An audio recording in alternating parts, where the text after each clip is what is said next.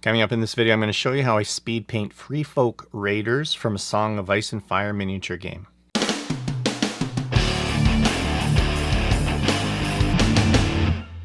Welcome back to Mini Junkie. My name is Jarrett. It's been a little while since my last video. Sorry about that. I'm going to try and get to the video pretty quickly. Just a couple of housekeeping items real quick. One is that I got some feedback recently that my logo and branding was a little disrespectful to people who have actually struggled with addiction, and that was not the intention by any means. I actually thought about that when I first developed it, so I'm not surprised in a way. And I think it's fair feedback. So what I've done is I'm kind of stuck with the name, and I think the name is not offensive. You got like chocolate junkies out there and cream junkies and all kinds of junkies. It's just people are really into something. What I am doing is I removed the hypodermic from the mini junkie word and rebrand it. So there you go. But apologies to anyone that I did offend at any point, because that wasn't my intention. Second thing is I closed down the Patreon account. I just found that, thank you for anyone who did sign up for it, but I found that I was not able to really provide the kind of value that I needed to be to justify having it. Maybe at some point when life is a little different, I might go back and fire it back up. But in the meantime, it just wasn't making sense either for me or for the patrons, so I've shut that down for now. However, I do appreciate getting support. It helps me keep the channel going, helps me buy supplies and paints and figures. So if you enjoy any of my videos in particular or find it really useful and you want to hit me up with some support, I'll always have a PayPal link in the description. Consider that like a tip jar. It's easier than me going out and painting on a sidewalk with a hat in front of me while people throw me change because I look pathetic. So moving along, so the Free Folk Raiders, from what I understand for the Free Folk in Simon's A Song of Ice and Fire miniature game, is they tend to be more of a horde army, so you need a lot of these guys. Oh, and the Free Folk Raiders in particular, you field in units of 2 units, right, at a time. You can't field just one. So at a minimum, you're painting 24 of these guys. A unit is 12. If you're painting the leader kind of guys that are optional, you're going to add 2 more, so that's like 26.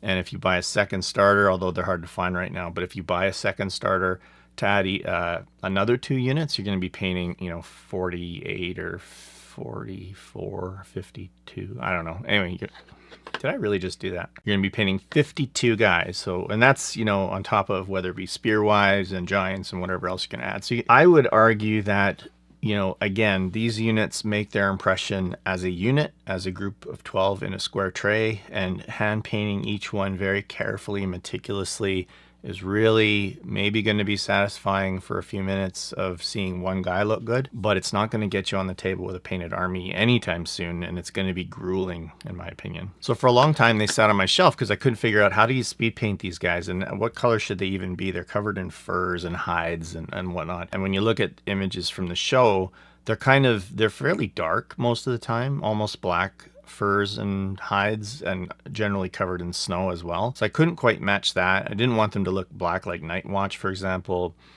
So I spent a long time trying to figure it out. And again, the game is not based on the show. It's based on the books, so to speak. It's a different license. So the Free Folk that they show in the artwork, that's more like brown hides and furs and things like that. So I decided a few things. One was speed paint without cleaning any mold lines. I did wash them because I was having, once again, primer bubbling issues on these guys. They may have some mold release. So no mold lines, just quick wash, dry, right into priming, and then speed painting. And the primer I'm using is white because what we're going to do is we're going to use the inks that I've used before as a method of speed painting, where we're sort of tinting the surface as opposed to a base coat, a highlight, a shade, which just takes a lot longer. With this method, you just apply one coat of an ink and you move on to the next step. And again, we're not trying to win a contest here. We're trying to get nice looking units painted and on the table. What's interesting about this is with the technique of using the inks, what I've done is I've gone through, and each color I'm using, whether it be sepia ink, whether it be sepia and black ink mixed, whatever it is, I'll go through and I'll paint that color onto, whether it's a cloak, a fur trim, a bag, a set of boots, whatever. To speed this up, if you want to go even faster, just cut down on how many variations you're doing. So for example, take the sepia ink and do all of their coats that color. period. Then do all the fur trims a different color, and just choose less colors means more efficiency in just blasting through all the guys. Of course, you're doing this as an assembly line, right? Going through all the guys, do all the coats sepia, do all the boots brown, whatever it is. And that'll be even faster, but I wanted a little more variation in my guys, so you'll see I was much more, you know, picky and choosy about where I painted certain colors. Now, the other thing to bear in mind is the one color that's off limits to being any other part of the model is Vallejo Game Ink Brown is going to be our flesh tone. So you apply that just on the faces and the hands, because I don't think there's any other flesh showing, frankly. And don't use that anywhere else. Otherwise, it's going to look like they skinned some humans and they're wearing it, right? Because we want the flesh to look like the flesh and nothing else to look like the flesh. Similarly, if you're doing ginger hair using the skin wash color, ironically, skin wash is not very good for skin tone, in my opinion. It's too orange. But it works great for ginger hair. So if you use it for ginger hair, don't use skin wash by itself anywhere else, or it makes the ginger hair match the boots kind of thing. And then after all that's going to be done and you've finished all the guys, there may be ink splashes on the bases, and that's why we do the bases last. So in my case, I paint the bases dark gray after everything else is done, and then I do dry brushes of lighter gray and white, and then I apply tufts and snow and things like that. So don't worry about being messy. We're trying to be fast when we're painting the actual guys. And then when you're done painting all the guys, you've done the bases and you've applied maybe tufts, then do a matte varnish to take all the ink shine away, okay? I often don't do it, but I'm going to list the colors you need here. There's not that many. I often don't do it in my videos because there's sometimes so many and it's just kind of a hassle to do that. But in this case, it's only a few, which is cool. Like, so you can do this really affordably as long as you can afford to get a can of white primer or airbrush primer. If you're using an airbrush, God bless you if you are. Okay guys, here's a look at the unit we're going to be painting today. I mentioned it in the intro, but we're going to want to start with white primer, and you want a very, very even coat with no missing spots. You could do a zenithal prime, but if you do, it should be over light gray, and you don't want to use black because this technique will not work with black primer. For the flesh areas, we're going to use Vallejo Game Ink Brown. In all cases, don't dilute this ink unless I tell you to, but most of the time we're using it right out of the bottle. And you just paint this over all the skin areas, which in the case of the raiders is pretty much their faces and their hands. As mentioned, because we're doing an assembly line, you're going to take that brown ink and go through every single one of your troops and paint in the flesh.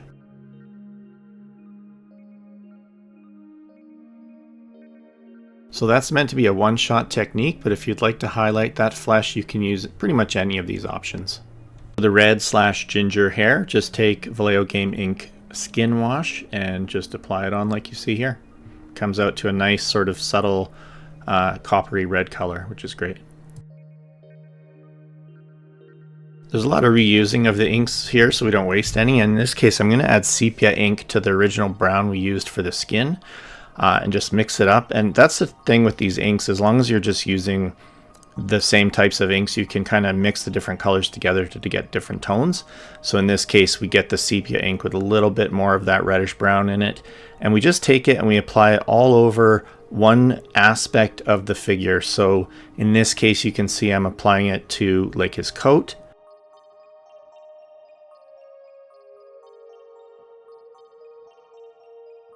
Using the same ink and color, I'm going to go to the next guy and do that more on the thing he's wearing over the coat. I don't know the name for a lot of these bits of armor, and just using it on that portion of this guy.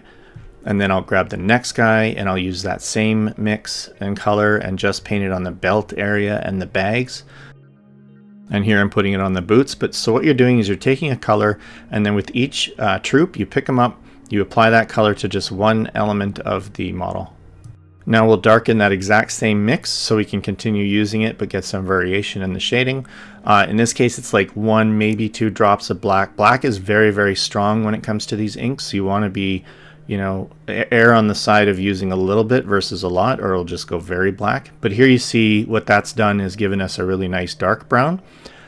We saw in the photos that a lot of the free folk are actually pretty dark leather in terms of their armor, but in this case, yeah, you see I'm just applying it all over to the coat. And like I said in the intro, if you want to make this an even faster technique, just use each color on more elements of each miniature or more parts of their armor than I am, because I'm going for a very, very high amount of variety when it comes to the unit overall. Here you see I'm applying that dark brown to the fur mantle the guys are wearing. And then in this case, if you decide a color would work well for their hair, go ahead and throw it on the beard and the hair, because, you know, dark brown is great for that. And here I am applying it to some different armor. So you start to get the idea that we create a color or a mix, and we go through the whole unit, painting it on a little bit of each guy.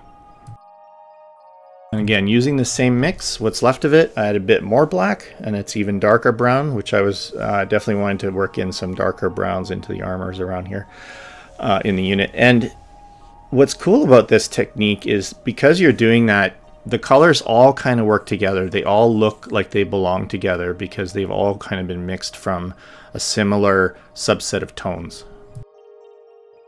Now we use sepia by itself, with the exception of brown, which we've decided to reserve for the flesh tone. You can use a lot of these inks just right out of the bottle as they are without mixing with any other colors. Sepia is great. It has a really nice sort of rawhide color to it. I really like, or like a tanned hide kind of color.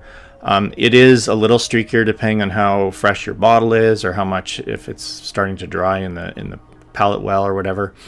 But yeah, I mean, it works well as a color for pants, for coats, and tabards and boots and all those things. So you will find that I use it a lot. I even use it in a lot of my other videos because it's such a great color. Inks aren't the only way to do this. I'm using Seraphim Sepia Shade from GW. I really like it. All their shades tend to tint the white undercoat a bit, a bit less than ink, as long as they're not the gloss. The gloss has too high a viscosity and is not going to tint the surface. And I like sepia for light fur, light wrappings, and things like that. Another way you can use these shades, and I do this a couple times, is take some of the shade out of the bottle. I'm just doing this with coffee stir sticks, and I'm really not scientific about these things. I'm not mixing it a perfect ratio. It's kind of eyeballing it. So I take some sepia out of the pot. Then I'm going to add whatever color strikes my fancy. In this case, I'm going to apply some of that skin wash to redden it a bit. So what the ink's going to do to the sepia shade is it's going to increase its opacity a little bit. So it'll stain the surface a bit more than it was. And it still works well for, the lighter furs, the more like tan colored furs. I really like it for fur trim, boots, and areas like that. Now we'll throw some sepia ink in there, a couple drops. That's going to darken it a little more because the sepia is fairly dark brown, and it's also going to reduce the translucency or transparency of it. And yeah, same thing, mix it up and just start applying it to various parts of each unit, or sorry, each troop. Here I'm putting it on the guy's pants. Using black by itself, black ink, it's very strong. I would only use it sparingly in this case. I liked using it for black beards and black hair, and also in a few spots like using it on to make some black wrist wraps or things like that. Maybe boots, but I wouldn't do entirely black coats because then you're going to start to drift into a visual that is reminiscent of the Night's Watch. I also liked it for the wooden parts of some of the weapons. If you've got the gist of this technique, it's probably going to start to get repetitive, but just showing some other examples. Here I'm mixing 2 parts sepia, 1 part yellow, just to, yellow it a little bit, change it from being the pure sepia. You'll notice like the bigger the surface, the flatter the surface, the faster you work, because because of the nature of the ink, you could get brush strokes if you go too slowly, and use your brush to wick up any deep pools or spotting that does happen. I also found this was a good mix for dirty blonde hair. Mixing a little bit of skin wash with black gives us kind of a brownish black look to it, again for darker areas like darker coats and things like that. I'm at this point really just experimenting. As long as I'm happy with the color, I just apply it onto various troops.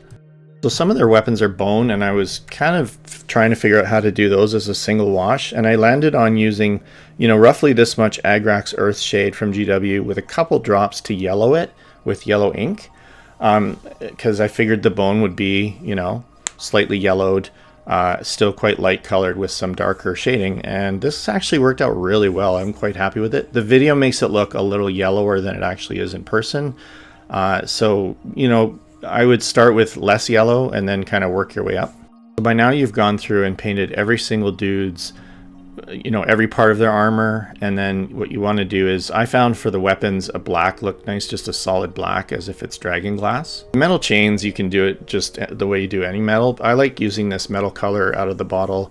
It's thinned for airbrushing, so it brushes on really well, thin, and it runs into the chain links quite nicely, so you one coat it very, very quickly and easily. This step's totally optional. I take white, more of a dry white than you don't use like an airbrush mixture, and I very lightly dry brushed it over the top surfaces, more so on the shoulders and things like that, but tops of hoods, just to look like they're frosty and cold. Very, very light dry brush. Don't get too much white on there, it's just not going to look right, but I like the effect. Again, totally optional, totally up to you if you want to use it. And again, as I mentioned in the intro, do your basing last, and then do a good matte varnish all over these guys to get rid of any of the shine that came from using inks. But with that, this is the unit you're going to end up with. I think it looks great, a lot of variety, a lot of visual interest.